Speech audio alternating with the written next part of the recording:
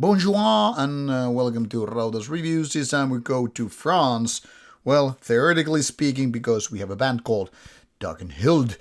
This is a band that has been active quite many years now and definitely been active in the sense of releasing albums.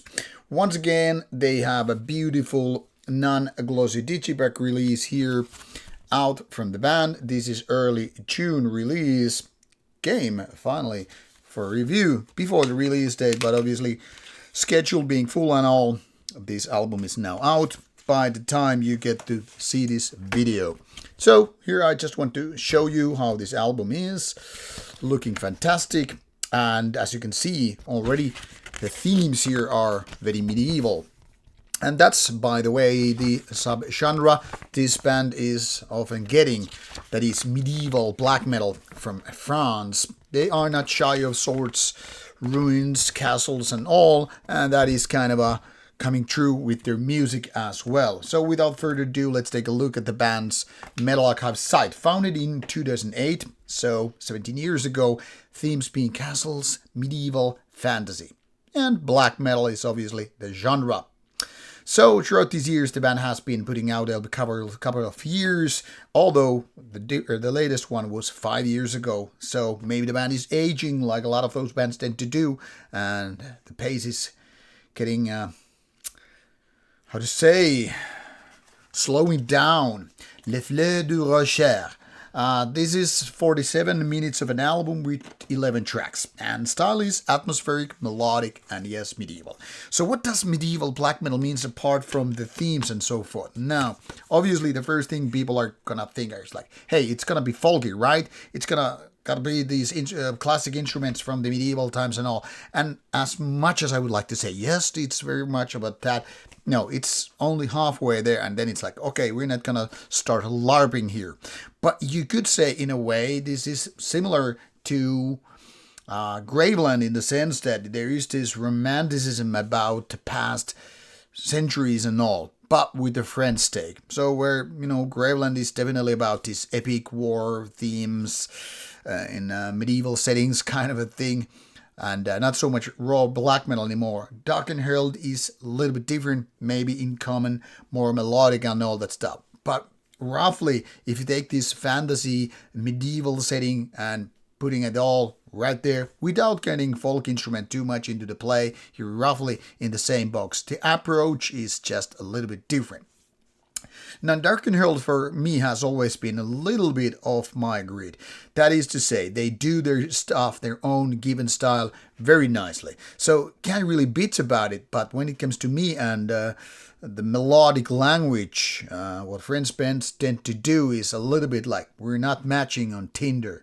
My point here is, I do respect what they're doing, and I like that they're keeping true to their own style. It's just not for me that much. But those who are into this stuff, are they gonna be treated well here and enjoy this album? I would say pretty safely, sure. If you like the previous Darkenhöld albums, nothing really is here like getting off the grid, so to speak, off track, whatever. My point here is they are still focused very, very much in their given style. But I would say some of the previous albums are better. But these are always like a little bit of a personal touch, personal taste and all that stuff. So what might be for me a better album might be exactly the opposite for you. They are still doing the melodic stuff and keeping true to their melodic fantasy medieval times and all that stuff. But somehow it shows that they are a little bit holding back. My point here is they could be way further with their armies and bringing to castles and wizards and dragons and all that stuff. And now it seems like, okay, we're not gonna go Balsagoth all in terms of poker, Texas Hold'em terms and all.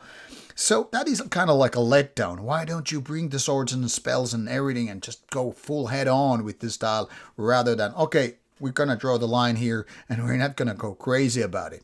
Because maybe the craziness is what this stuff needs. Because after all, so many bands singing about Tolkien and Lord of the Rings and etc.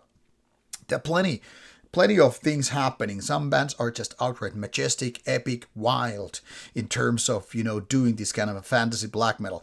Darkenhöld is then again a little bit like, okay, we're kind of crazy about these themes, but we're not going to go there. And at the same time, they do dress up like they were like these fantasy figures or medieval rogues and who knows what. So maybe that's the biggest disappointment here. They could be going a lot wilder, just getting the music to a next level, but instead they're more like doing what corporations tend to do these days, downsizing, and it feels a tad bit of a disappointment. Mind you, the difference is not big compared to their previous works, but it is there in my opinion. However, like I said, if you are into the given genre, give it a go. It's probably the thing what you're looking for. After all, if you are already an existing Darkenhöld fan, this is gonna do the trick. Then again, if you're a new fan, or maybe the possible fan, and you still don't know whether you like this band or not, maybe go back a couple of albums earlier, give them a try, and if you then like this, then go for the newer one. This is my opinion, you have yours, and links are provided in the description box. Go to check them out or not, it's up to you. Bye bye.